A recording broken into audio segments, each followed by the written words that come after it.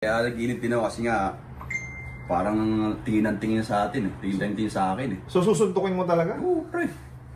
Ba't matapos na? Ba't matapos na? Ba't matapos na?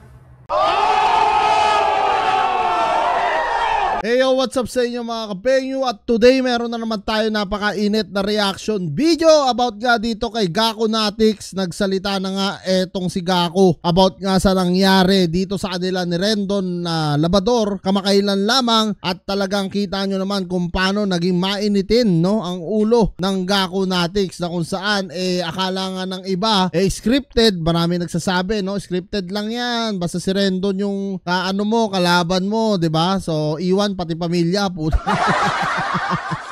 So dito nga mga kapengyo no, sinasabi nga ni Rico Milehopper dito na hindi daw talaga scripted iyon, at kitang-kita nyo naman daw sa mukha talaga neto ni Gaku nung araw na yon. So yan mga kapengyo, tara, wag na natin patagalin at sabay-sabay natin panoorin dito nga sa PBA Moto Club kung paano nga humingi rin ng pasensya etong si Gakunatics sa mga kabataan na nanonood sa kanila. Toxic sila.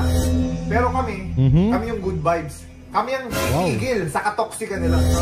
Wow. Dahil pag tinalo ni Gaku, yung si Rendon Labrador, tatahimik na yan. For sure.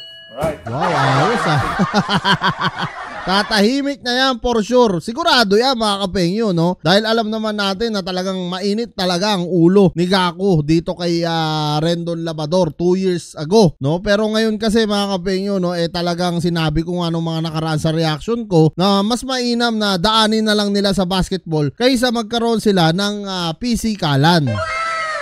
Trending ka boy Ha? Trending ka boy. Nag-iit ulo mo eh. Oo nga eh. First of all, mga kamising, we apologize kung yung content namin medyo violente. Hindi naman yan yung goal namin dito sa YouTube. Siyempre, ever since yung mga nanonood sa amin, ang goal namin is makapagbigay ng good vibes, ng kasiyahan. Yung kulitan namin, natural, walang script. Ano kami, go with the flow. So, yan mga kapengyo, galing na mismo kay Rico na wala talagang script yung kanilang mga kino-content. At pangalawa, para sa kabataan kasi, sa mga millennials, lalong-lalo na sa mga mahilig sa basketball, yung kanilang mga kino-content. At ayaw nila ng mga toxic, kaya nga sinasabi nila, always good vibes nga lang daw sila. So marami kasing nagsasabi ng mga ka-amazing natin na scripted daw yung yung violenteng gusto mong suntukin talaga si... Siguro si Rendon Labrador scripted, pero itong si Gaku hindi. Kita kami ni Ni Rendon. Kasi yung event, mga kamising event po yun, hindi namin alam na nandun siya. Ang mali dun sa organizer, pinagsama niya kami sa isang... Sa isang... Nandun sa kabilang side. Nandito tayo. Tinititigan ka. Tinitis pa nito. Tinitis mo, di ba? Mga kapengyo, pasensya na kayo hindi nakikita sa screen natin si JJ pero nandiyan po siya si JJ no. Medyo maliit lang kasi yung screen natin dahil nag-upload ako sa aking TikTok at aking Facebook no. So kung gusto niyo ako i-follow doon, paki-follow na lang din ako, JB Tan Vlogs. Yung vlogs ko doon is letter B no. Di ba yan yung hinahamon mo? Kaya tatawa ka ba? Kaya tatawa ka. Baka kasalanan mo eh. Tinis mo ngayon. Sa totoo lang, natatawa talaga ako kay JJ doon kasi nga mga kapengyo no, sabi ko ba't parang tumatawa naman itong si JJ, siguro baka nga scripted. Kaya siguro yung ibang tao iniisip nila scripted nga, pero pinabulaanan naman yan ni Rico dito mga kapengyo sa kanilang interview nga kay Gaku. Ngayon, ang question sa'yo, tinatanong ng mga ka-amazing natin, yan, ba daw yung galit mo kay Rendon Labrador? Hindi, sa akin pare, sila na lang yung mag-decide. Kasi yun nga sa video na yun, after 2 years, di ba 2 years na yun na yung naghamunan kami, tapos biglang nawala. Tapos dun sa event na yun, after 2 years, nakita kami. Ito nga yung masakit dun pinagtabi sila, putang yun yung masakit doon no. Yun nga sinasabi ni Rico rito, bakit kasi yung gumawa ng event na yon pinagtabi sila talaga, na kung saan alam naman nating lahat no na may alitan nga itong PBA Moto Club at dito kay Rendon way back 2 years ago. Pero syempre, dahil hindi pa sila nagkakaayos hanggang sa ngayon, kaya kita nyo yung naging reaction din ni Gaku. Ikaw pare, wala kang idea, wala ring idea na nandun siya. nagulat Kasi na in-invite ako. lang din tayo dun sa event na yun. Familiar kasi sa atin yung mukha ni Rendon Labado. Yung pagmumukha niya, kasi ang tagal, 2 years ago, kahit 2 years ago, hindi mo makakalimutan yung pagmumukha niya sa pag ginagawa niya eh. Saka siyempre, nag-YouTube din yung tao. Saka yun nga, yung nandun tayo sa event na yun, hindi natin alam nandun siya. Pero bakit ka na-trigger?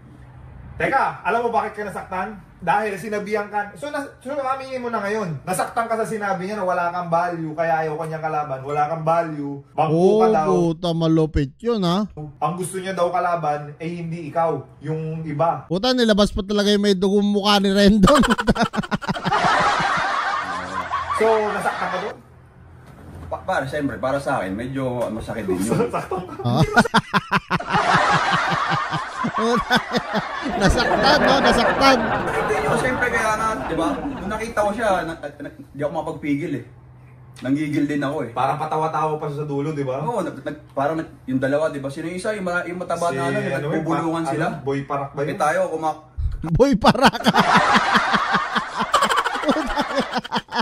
Si Boss Barat niya, si Boss Barat, Rico. kakain tayo nun eh. Yung Chabi, si Boy Parak. Oo, kakain tayo nun eh. Bigla, alam mo yun, tapos Boy nagbubulungan sila Parak sa kabila. Hindi ako makamove on sa Boy Parak. Ang nangyayari kay Rendon, nakaganon siya, di ba? Tapos ginaganon ka niya. Nakaganon. Eh, malayo din eh. Mahaba din yung... Parang yung ano natin. Oo, yung nakaganyan siya. Table. Kumaganyan siya. Eh, tinitis nito. Sabi nito, Gax, tinititigan ka ni Rendon. Ano, papayag ka ba dyan? Si JJ pala talaga nag-trigger eh, kaya naman pala. Tawa-tawa ka lang yung simula eh. Ayun nga eh. Kaya nag-init din ako kasi nga parang tingin sa atin eh. Tingin sa akin eh. Oo. So, susuntukin mo talaga? Oo, pre. Matapos na. Eh, ngayon, hindi, Talaga babanatan pala talaga ni Gako ha. ang end goal naman nun, pinagharap ka ni Ryan, saka siya. O, buti nga doon si Ryan. Kilala pala ni Ryan. Kasi, So, oo nga pala, speaking of Ryan, eh talagang ano mga kapenyo, no, tropa pala niya rin etong si Rendon Labador na kung saan isa siya sa umaawat doon bukod kay JJ Helterbrand. di maawat yun eh. Di matapos kasi ayaw. Dapat sa kausapin kung ano. Nakita mo, yung mapuwersa yung muscle nila pag-awat sa'yo. Hindi ganyan. Buti nga, hindi, binibidyoan ko, alam ko na eh. Ako ang taga-video eh. Di ba? Binibidyoan ko sila, alam ko na mangyayari. Ngayon, Oo nga naman mga kapenyo, siyempre, dun sa mga nagsasabi nga no, na scripted dyan, may nagbibideo. Ayan, sinabi na rin ni Rico rito no, na alam na nga daw niya yung mangyayari nung talagang nakita pa lang niya no, si Rendon at itong si Gaku. Alam niyang magkakaroon ng initan dun sa loob. ang end goal, ano nangyari?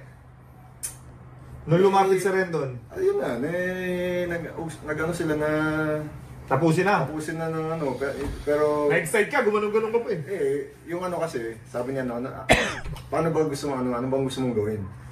Siya na nag-recommend, siya na nagtanong. Doon na pumasok yung... Kasi ayaw naman natin umabot sa ganun basketball. Babae pa, oo. Bakit Tama. naman kasi sa kabataan yung ginawa natin? Oo, Aminin mo, mag-apologize sa mga kabataan. Ayun. Sa mga nakapanood po ng video na yun, pasensya na. Medyo hindi rin ako nakapagpigil kasi ayun nga, after 2 years, nakita kami sa isang event na nandun pa kami sa isang ano talaga. Magkasama kami. Tao lang, nagkakamali.